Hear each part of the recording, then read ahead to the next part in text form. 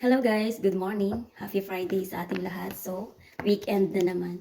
So, ayan bali kakahatid ko lang sa school ng mga anak ko and pagdating ko dito sa bahay, naglinis muna ako, ganun. Tapos, ngayon ano naman ako, mag-breakfast naman ako.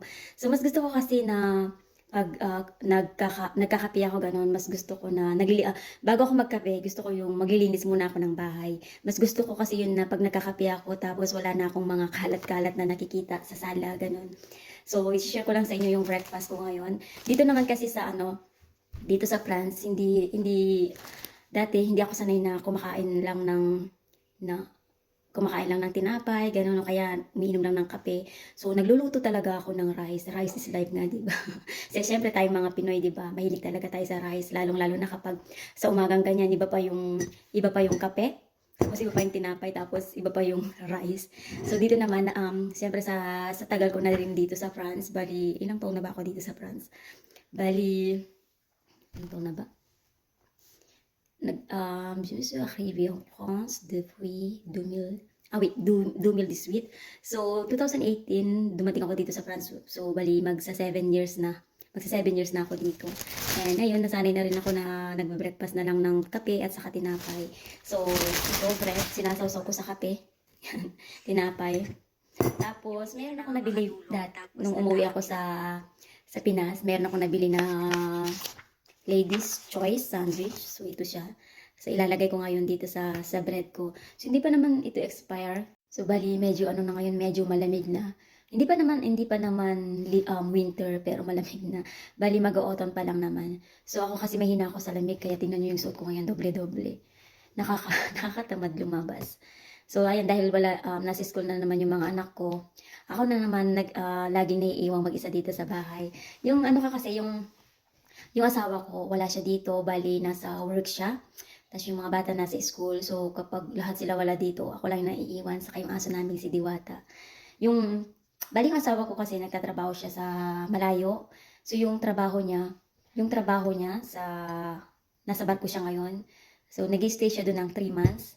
Tapos pag uwi niya dito sa bahay, bali yung bakasyon niya 3 months din. Pero one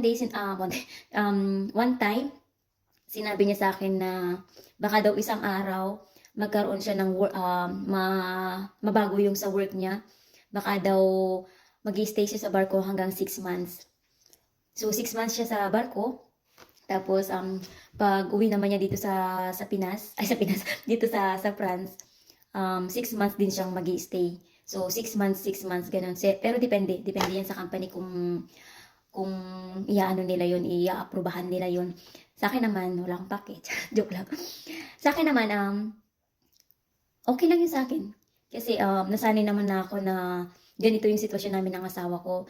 Simula pa kasi nung mag-boyfriend, girlfriend pa lang kami, ganito na yung setup namin, ganito na yung sitwasyon. Kasi nga, di ba, sa barko siya nag-work, so expect mo na talaga na ganun yung magiging buhay mo kapag nakapangasawa ka ng seaman. So, ako naman, mas okay sa akin yung ganung trabaho ng asawa ko. Or, okay sa akin kasi mas gusto ko na hindi kami laging magkasama sa isang bahay. Hindi naman sa ayaw ko siyang makasama. Pero mas gusto ko yung ganun yung setup naming mag-asawa. Alam mo ba yung tipo na pag umuwi yung asawa mo, ganun, ay, sobrang excited ka, parating na yung asawa ko, ganyan-ganyan. So, ganun yung gusto ko lagi na na-feel na excited ako pag umuwi yung asawa ko. Kaysa yung palagi siyang nandito, lagi ko lang siyang pinag-iinitan, lagi ko lang siyang inaaway. So, mas gusto ko yung ganung sitwasyon namin. And, hindi lang naman ako yung may ganung gusto na sitwasyon. So, yung asawa ko din na ganun din yung gusto niya.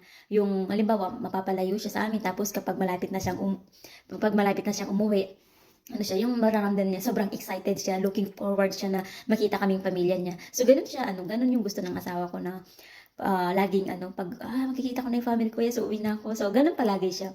So, ako naman, ganun din yung sa akin na mas gusto ko na hindi kami palaging nagsasama sa isang bahay. Para sa akin lang yun Sa akin lang. Siyempre, iba-iba naman tayo ng gusto. Iba yung gusto ni Maria, iba yung gusto ni Mario. So, ganun yung gusto ko na hindi kami palaging nagsasama sa iisang bahay ng asawa ko.